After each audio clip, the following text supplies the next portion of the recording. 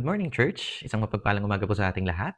And welcome po sa mga nakikinig sa atin online. I am Pastor Ryan. So, we are still in the series of a book study po sa Book of Ephesians. And last week, pinag-usapan po natin ang drafted before creation. Yan. So, parang NBA, no? Drafted. So, dyan po, nalaman natin na last week, ang tatlong bagay, ang plano ng Panginoon sa atin. We are chosen with purpose. And of course, yung pagkilos ng Panginoon, the Son's provision, ang Panginoong Jesucristo, we have been redeemed through His blood. And of course, the promise of the Holy Spirit, no? We are sealed and secured. And well, basically, nalaman natin yung mga spiritual blessings, no, na hindi natin nakalain na mayroon pala tayong ganun. So, makikita natin dito yung spiritual blessings na binigay sa atin ng Panginoon. And yun nga, we have been chosen, we have been adopted, we have been redeemed, um, we have been forgiven, and then also makikita din natin dito yung pag-reveal ng plano ng Diyos sa atin, no? Yung mystery na sinasabi, no? Mas pag-uusapan pa natin yan as we go along with our book study. And of course, makikita din natin yung inheritance na sinasabi. And of course, we have been sealed by the Holy Spirit. Meron tayong tatak na sinasabi nga. And then, we have been eternally secure. No? And praise God for the message last time. So, before we continue on our second message, let's open our Bibles in the book of Ephesians chapter 1 verse 15 to 23, and I'm going to be reading this in English. So, I hope and I pray na nabasa niyo na din po siya ng Tagalog para mas naintindihan niyo po, no? So, let me read, and after this, let's pray. So, Ephesians chapter 1 verse 15 to 23, for this reason, because I have heard of your faith in the Lord Jesus and your love toward all the saints, I do not cease to give thanks for you, remembering you in my prayers, that the God of our Lord Jesus Christ, the Father of glory, may give you the spirit of wisdom and of revelation in the knowledge of him, having the eyes of your hearts enlightened, that you may know what is the hope to which he has called you, what are the riches of his glorious inheritance in the saints? And what is the immeasurable greatness of his power toward us who believe, according to the working of his great might, that he worked in Christ when he raised him from the dead and seated him at his right hand in the heavenly places, far above all rule and authority and power and dominion, and above every name that is named, not only in this age, but also in the one to come. And he put all things under his feet and gave him as head over all things to the church. Last verse, which is his body, the fullness of him who fills all in all. Praise God for the reading of his word. So let's begin with a word of prayer before we dive into the scripture, verse by verse. So let's pray. Dear God, we thank you so much for this morning. Thank you, Lord, for the new life, the new strength. And thank you, Lord, for the opportunity that we can study your word. Lord, I pray that as we listen to your word, hide me behind your cross, and may your words challenge us, convicts us, and also I pray, Lord, that the Holy Spirit will enable us to understand and at the same time apply all these things, principles, and applications that we can learn from your word. So, Lord, my opinion does not matter, but your word. Sanctify us with your word. Your word is truth.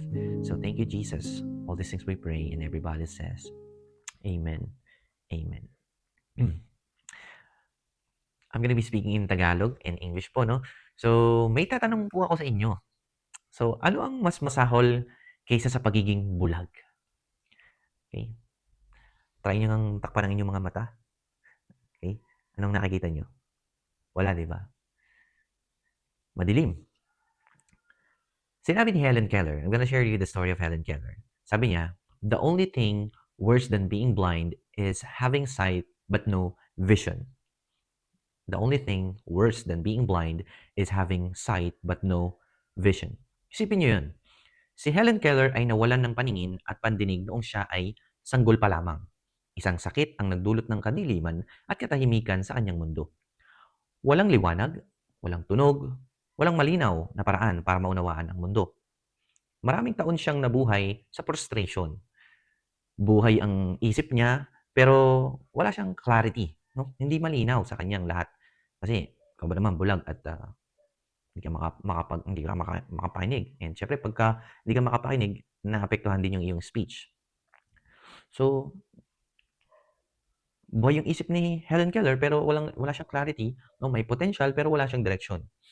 Hanggang sa isang araw, dumating ang isang guro para siya ay pagtiyagaan. At siya ay si Miss Anne Sullivan o Anne Sullivan. So, isang araw, inilagay ng guro ang kanyang kamay sa umaagos na tubig. No? At isinulat sa kanyang palad ang salitang water. So, W-A-T-E-R, water.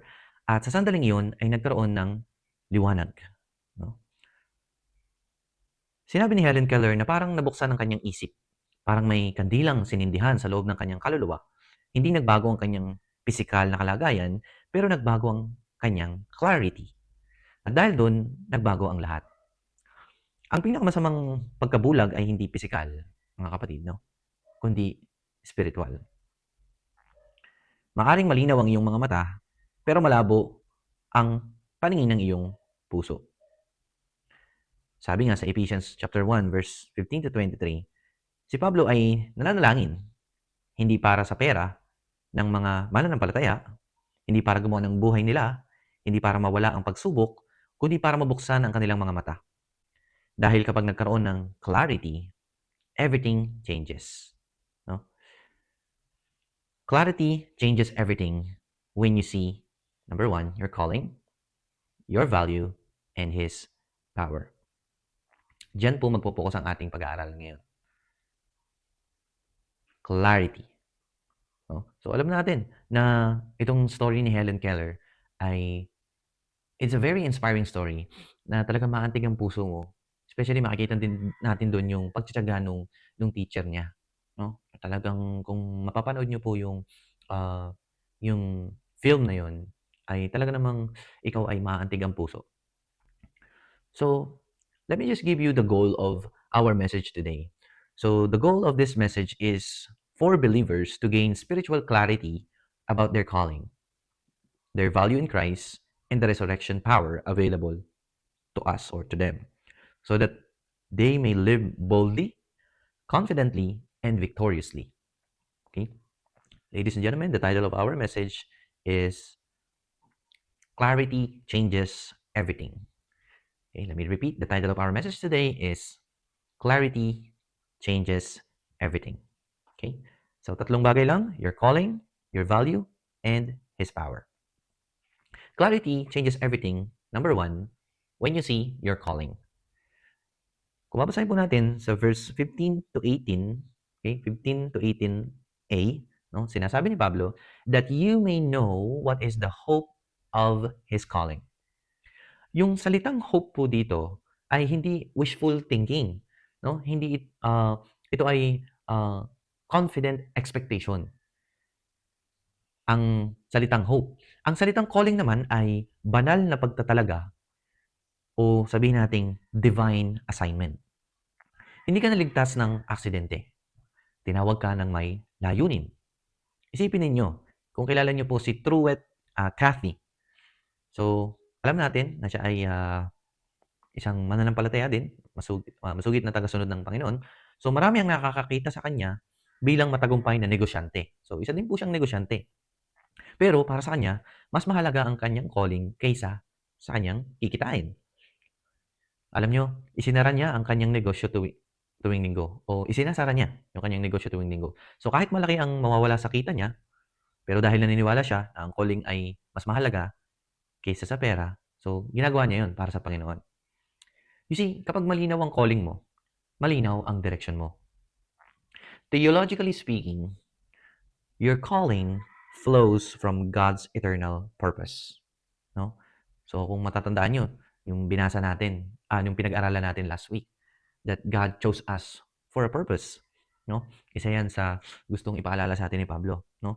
Your calling flows from God's eternal purpose. No? It is not earned. It is assigned. No? Ang calling mo ay nakaangkla sa eternal purpose ng Diyos. Hindi ito pinaghirapan para makuha. Ito ay ibinigay sa biyaya ng Panginoon. You see, calling, 'pag pinag-usapan natin 'yan, ang pagtawag ng Panginoon, 'pag tinawag ka talaga ng Panginoon ano, hindi lang naman 'yan sa mga pastor, eh. Gano'n din 'yan sa mga, um, sa bawat isa sa'tin, 'no? Ano yung principle na makikita natin dito? You see, when you lose sight of your calling, you lose strength for your current season. Ibig sabihin kapag nawalan ka ng clarity sa calling mo, hindi malinaw sa'yo, 'no, na ikaw ay naligtas, hindi malinaw sa'yo na ikaw ay nakakilala sa Panginoon, hindi malinaw sa'yo yung gospel, sabihin na natin, yung pagtawag sa'yo ng Panginoon na sumunod sa Kanya, 'no? Kapag nawalan ka ng clarity sa calling mo, hihina ang loob mo sa kasalukuyan mong sitwasyon. Amen? Do you agree with that?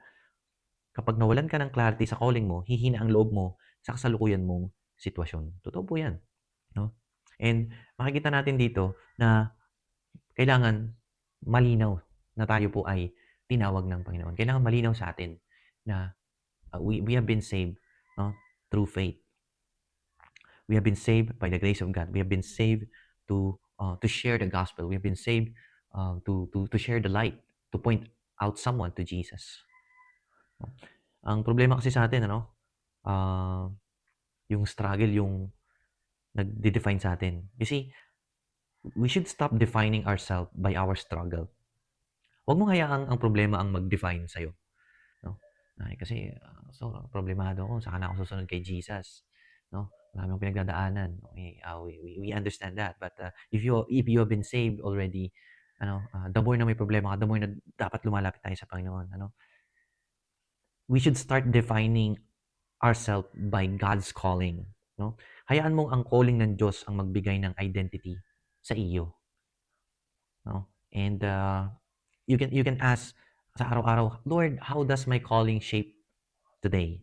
Oo, ibig sabihin araw-araw mong itanong sa Panginoon, "Panginoon, paano ko mabubuhay ang calling ko ngayon?" That's the prayer that we should do, 'no? You see, clarity about your calling changes how you endure difficulty. So, ibig sabihin kapag malinaw ang calling mo, hindi ka basta-basta susuko, 'no? Kasi alam mo kumbaga sa ano, kumbaga ito yung hugot mo, 'no, kung bakit ka, nagpupursige dito sa mundo, 'no? You see, itong passage na pinag-aaralan po natin, this is a prayer, 'no? Ito po ay panalangin ni Pablo para po sa atin na sana maging malinaw yung pagkatawag sa atin ng Diyos. Nakita ni Pablo yung faith na meron yung mga taga-Ephesian believers. And, pero again, yung mga Ephesian believers, they are, you see, they are, being, in the world, but they are not of the world. Ika nga sa uh, modern speaking, eh, nasa mundo tayo pero hindi dapat tayo mamuhay na makamundo, 'no? So kapag malinaw ang calling mo, hindi ka kabasta-basta susuko. So, again, clarity changes everything when you see your calling, no? But Paul doesn't stop at calling.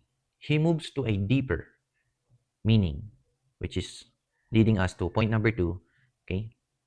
Our identity. Or point number 2, clarity changes everything when you see your value. Verse 18b, no? The riches of the glory of his inheritance in the saints. Pansinin nyo, hindi sinabi na your inheritance, kundi his inheritance. So, ikaw ay bahagi ng pinahahalagahan ng Diyos. So, kapag ang isang obra maestra, no, example lang, ay nakasabit. Okay? So, ito. Sakali yun. Yan. Kapag ang isang obra maestra ay nakasabit sa isang gallery, okay? So, sino dito nakapunta sa museum? Kapag ang isang obra maestra ay nakasabit sa isang gallery, ang halaga nito ay hindi nakabase sa opinyon ng tao. No, kung yun ba ay kumbaga madaming likes or madaming share, no, hindi yun doon. Kasi sa gallery, no, hindi siya nakabase sa opinyon ng tao kundi sa halaga na ibinigay ng gumawa nito, no? The artist himself, the painter or the builder himself. Kung ito man ay sculpture or painting, no? You see, tayo po, we are God's workmanship. So later on, the next series po natin, pag-aaralan pa po natin yan sa ating book study, sa chapter 2. Pero ngayon, makikita po natin dito, see your value. You see, ang Diyos ang ating artist. God is the master builder, the artist. No? And we are His valuable created beings. No? Ikaw ang kanyang gawa. Kaya kung tinawag kanyang inheritance, no? Settled na ang value mo. No? Kasi sinabi niya, you are my inheritance. Sabihin, tagapagmana kita. So, settled na ang value mo. Hindi ka tolerated. You are treasured. No? Hindi ka binabaliwala. You are treasured. So, theologically speaking po, no, the church is Christ's possession. No? Ika nga we are the bride. No? The bride is precious to the bridegroom. Ang Panginoon ng bridegroom, we are the bride. No? Kasi alam niyo, magkakaroon ng kasalan sa langit pagdating ng tamang panahon. And you see, God's glory is displayed through redeemed people. No? Are you redeemed? Ikaw ba ay redeemed? Sabi mo nga sa katabi mo, are you redeemed? No? You are Christ's bride. And makakasama ka, sabi mo sa katabi mo, makakasama ka sa isang malaking kasalan sa langit. No? You see, if God invests glory into His inheritance, you are not insignificant. Mahalaga ka. No? Ang iglesia ay pag-aari ni Kristo. The church is owned by Jesus Christ. Ang kaluwalhatian ng Diyos ay nakikita sa mga tinubos niya. No? Nakikita kaya ang glory ng Panginoon sa ating buhay? And that's the question. No? Sana, no? Sana. And that's our goal. Ano? You see, the principle that we can learn from this is that your value is not determined by culture. It is declared by Christ. Ano? Kasi minsan, yung value natin o yung ating halaga na binibase natin sa achievements, sa kung ano yung meron tayo, kung ano yung no? Ang halaga mo ay hindi dinidikta ng kultura. Ito ay dineklara ni Kristo. In fact, you have been justified, you have been saved by grace, you have been Christ redeemed people, you have an inheritance. No? Kaya, stop speaking about yourself in ways God never would. Ika nga ay tigilan mo ang pagmamaliit sa sarili mo. Kasi there were times na parang ito lang kasi ang kaya ko ito lang yung kaya kong ibigay. Minamalit natin ang ating sarili. Stop minimizing your usefulness. No? Huwag mong ulitin ang mga salitang hindi sinasabi ng Diyos tungkol sa iyo. No? Kasi minsan, di ba, we've been so affected by what people can say to us, especially sa social media. Di ba? Kahit ako, konting lang, kaya minsan na lang ako mag-post, my day na lang. No? Mga trentahin dyan, hello. And you see, we should walk with dignity because we belong to Christ. No? Lumakad ka na may dignidad. Ikaw ay pag-aari ni Kristo. No? Pag-aari tayo ng Panginoon. No? You are valuable. You see, when clarity about your value settles in, insecurity loses its grip. No? When clarity about your value settles in, insecurity loses its grip. So, clarity changes everything when you see what? Your calling. Number 2, when you see your value. So, kailangan alam mo yung halaga mo sa Panginoon. No? Simple prayer ito ni Paul. No? Pero ang prayer niya talagang, Lord, sana makita nila yung blessing na meron sila sa iyo, Panginoon. At sana makita nila yung karunungan na nagmumula sa iyo, Panginoon. Talagang masayang-masaya ang puso ni Paul, no? Para sabihin niya ito sa mga Ephesian believers. At ganoon din po sa atin, no? Hindi lang sa mga Ephesian believers, but lahat ng mananampalataya na sana, parang kumbaga, yung sabi ni Paul na sana makita nila yung kayamanan na nagmumula sa salita ng Panginoon, kayamanan na nagmumula sa mga blessings na binigay ng Panginoon sa isang mananampalataya. No? So clarity changes everything when you see your calling. That's number 1. Kailangan malinaw na tayo ay nakakilala sa Panginoon. Malinaw ba yung gospel sa iyo? Malinaw ba yung pagkakatawag sa iyo ng Panginoon kung bakit ka naging Christian, kung bakit ka naging tagasunod ni Kristo? Pangalawa, clarity changes everything when you see your value. No? Nakikita mo ba yung value mo sa mata ng Panginoon? No? I experienced struggles in life. Very, very mga darkest moments ng buhay ko. And even to the point na parang I stopped valuing myself. Pero, you see, God taught me something. And that is, learn from my mistakes, and I see my value in God's eyes na hindi natatapos ang buhay sa isang pagkakamali. Oh. So we need to see our value in God's eyes. No? So, but Paul saves the strongest reality for last. No? Because, again, calling gives direction. Kasi pag alam mo yung calling mo, mayroong direction ng buhay mo. Totoo yan. No? Simula nung nakakilala tayo sa Panginoon, ako sa Panginoon, nagkaroon ng direction ng buhay ko. Kasi ang testimony ko, talagang barkada lang ako. Laro, ayan, kung ano ginagawa ng barkada, ganun. Pero nung nakakilala ko sa Panginoon, nung tinawag ako ng Panginoon para, ayun, sumunod sa Kanya, nagkaroon ng direction ng buhay ko na to the point na hindi ko kalain magiging church leader ako and to the point na magiging pastor. No? So, calling gives direction and then value gives confidence. You see, kaya tayo nawawalan ng confidence kasi hindi natin kita yung value natin sa Panginoon. No? And then lastly, power gives victory. That leads to our last point. No? Clarity changes everything when you see your calling. Clarity changes everything when you see your value.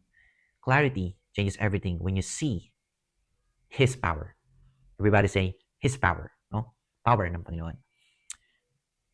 Verse 19 to 23, and what is the exceeding greatness of His power toward us who believe? So, dito makikita natin, pinagsama-sama ni Paul ang mga salitang ito, no? Exceeding, greatness, power, mighty. Ano, talagang powerful words, no? At pagkatapos ay iniugnay niya ito sa resurrection o muling pagkabuhay ng Panginoon. Ang parehong kapangyarihan na bumuhay sa Panginoong Hesukristo mula sa mga patay, okay, o mula sa kamatayan, iyon din ang gumagawa sa loob ng mga mananampalataya ngayon. No? Kung ano yung power, yung resurrection power na nagbigay sa Panginoon para siya mabuhay ng muli, yun din ang kapangyarihan, yun din ang gumagawa sa loob ng mga mananampalataya ngayon. No? Kung kilala nyo si Winston Churchill, no? Isipin nyo, si Winston Churchill, noon, tila imposible ang laban ng kanilang bansa. Ano? So, kilala niyo ba si Winston Churchill? So, parang akala nila wala nang pag-asa yung kanilang bansa. No? Pero nagkaroon siya ng tapang at nagsabi, we shall never surrender. We shall never surrender. Why? Bakit? Dahil naniniwala siya sa lakas na nasa likod nila. Ang confidence sa power ay nagbibigay ng courage sa crisis. No? Mga kapatid, hindi tayo nabubuhay para hanapin ang victory. No? Kundi nabubuhay tayo mula sa victory. Sabi ko nga, alam mo na yung ending ng pelikula ng buhay mo kung ikaw ay mananampalataya. Kasi sa mga nangyayari sa mundo, parang walang pag-asa, di ba? Parang, ano nangyayari sa mundo? May gera, may problema, may sakit. Ano nang ginagawa ng ng gobyerno? No? Makikita mo sa news, puro negative. No? But you see, God is in control. Alam ng Panginoon ang nangyayari sa mundo. Si Kristo ay nakaupo sa itaas ng lahat ng kapangyarihan at otoridad. Walang sistema ng gobyerno ang mas mataas kaysa sa Kanya. Walang puwersa ng kadiliman ang makakalampas sa Kanya. At kung ikaw ay nasa kay Kristo, ang resurrection power ay aktibo sa iyo. Ibig sabihin, dahil ikaw ay nakipag-isa kay Kristo, dahil ikaw ay mananampalataya, dahil ikaw ay tagasunod ni Kristo, dahil ginawa mo yun, ikaw ay binigyan ng karapatang maging anak, meron kang spirito na nananahan sa iyo, no? At yung spirito na yun, no, ang bubuhay sa iyo. No? Ang mahirap siyang i-explain ng hindi ko alam kung anong misteryo, anong magic kung paano 'yon. Pero I'm telling you, the scripture is saying kung ano yung power na nakapag-resurrect sa Panginoon ay ganoon ding power ang makakapag-resurrect sa atin, no? Kapag tayo ay dumating sa puntong wala ng buhay, no? Because tayo ay mabubuhay ng magmuli. Yan ang binigyang diin ng Panginoon sa kanyang salita. You see, anong prinsipyo ang makikita po natin dito? Hindi mo kailangang pilitin ang sarili mo para maging victorious ka. Ikaw ay victorious dahil kay Kristo. Victorious ka na, actually. No? Hindi na natin kailangang, kumbaga, pagtrabahuhan ng kaligtasan. Jesus Christ already conquered death. Jesus Christ already defeated sin. No? Hindi natin kailangang pilitin ang sarili natin para maging victorious. Lord, kailan ako magiging victorious sa buhay? Hindi. Kaya minsan nawawalan tayo ng confidence sa Panginoon kasi iniisip natin na ang hirap ng buhay dito sa mundo, ang hirap maging successful, ang hirap maging victorious. You see, if you are in Christ Jesus, you are already victorious. No? So anong application ang makikita natin dito? Number one, stop praying like you are powerless. No? Huwag kang manalangin na parang wala kang lakas, wala kang power. No, Lord, di ko alam, papakinggan mo pa ba ang prayer ko? Yes. There were moments na ano ko yan, Lord, pinapakinggan mo pa yung prayer ko, parang walang nangyayari sa akin. You see, you are, hindi kasi natin nakikita yung, yung value na meron tayo, yung blessing na meron tayo sa Panginoon eh. No, kaya nga tayo merong communion eh, para alalahanin yung Panginoon. Kaya para alalahanin yung ginawa ng Panginoon sa atin. No? Ito, ganito kalalim yun. Pag binasa natin itong Book of Ephesians, pag dinisect natin verse by verse. No? Kaya yun, number one, stop praying like you are powerless. Number two, stop living like you are defeated. No? You are not defeated. That is the enemy's device and technique and distraction sa'yo. No, wala, nagkamali ka, nagkasala ka. No, defeated ka na forever. No, huwag kang mamuhay na parang talunan. Because you, sabi mo sa katabi mo, ikaw ay victorious. You are not defeated. No? Victory. Yan ang paborito kong pakinggan palagi pag naglalaro ako. Victory. No? You see, we are victorious in Christ Jesus. Third application, we should start acting like resurrection power is active in us. No? Mamuhay ka na may tapang dahil ang kapangyarihan ng muling pagkabuhay ay nasa iyo. No? Sabihin mo nga sa katabi mo, nasa sa iyo ang resurrection power. No? Mabubuhay kang muli. No? Tapikin mo yung katabi mo, kuya, alam mo ba, mabubuhay kang muli? Wow. No?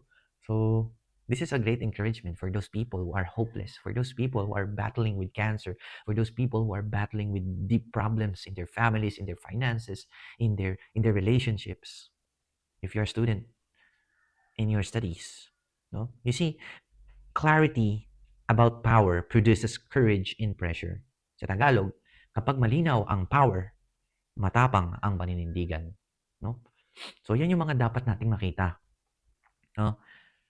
Clarity. Pag sinabi natin clarity, it's about our vision. It's about our perspective.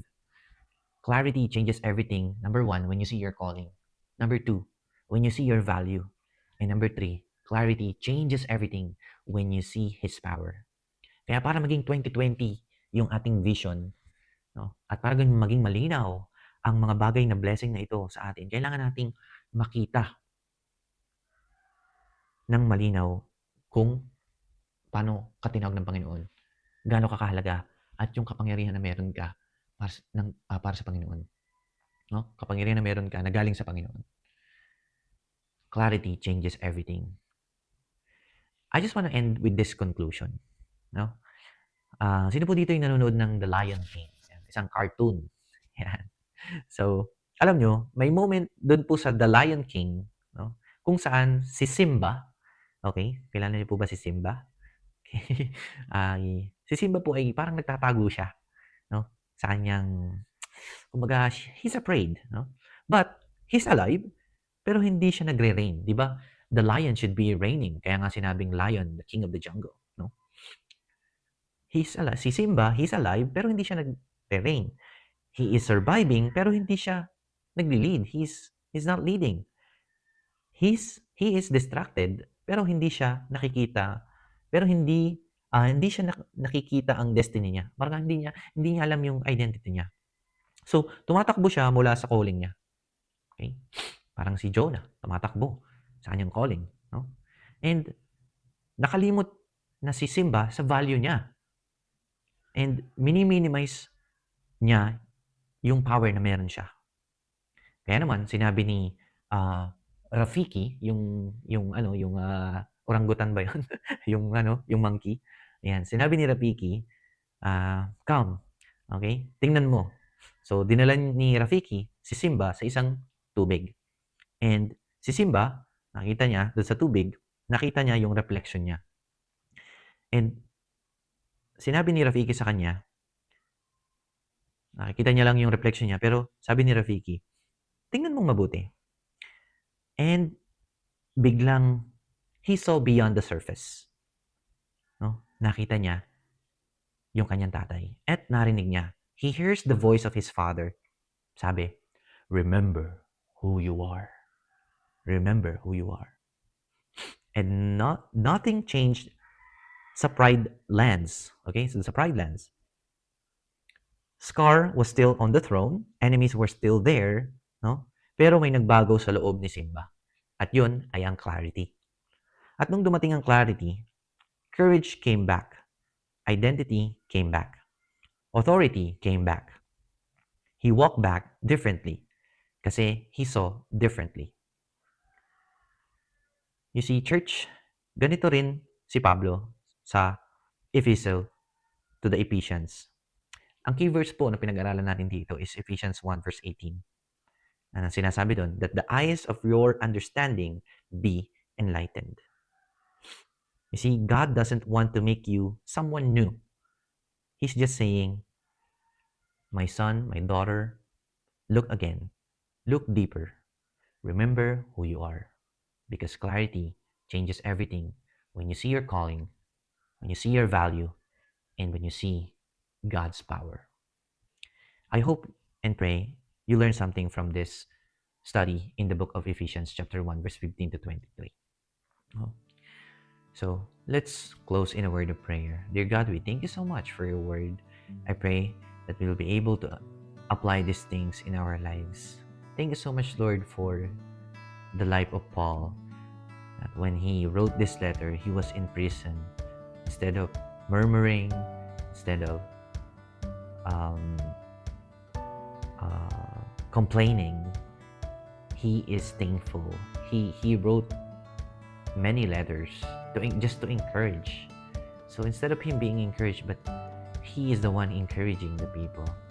So I hope and I pray that we can be the salt and light of this world. I hope and pray that we can see clearly. We can see the clarity of the blessings that we have in you, Jesus. So we thank you for your word. We thank you for Jesus Christ. We thank you for everything. We praise you and we thank you in Jesus' name. Amen and amen. And that's our message today. In Jesus' name,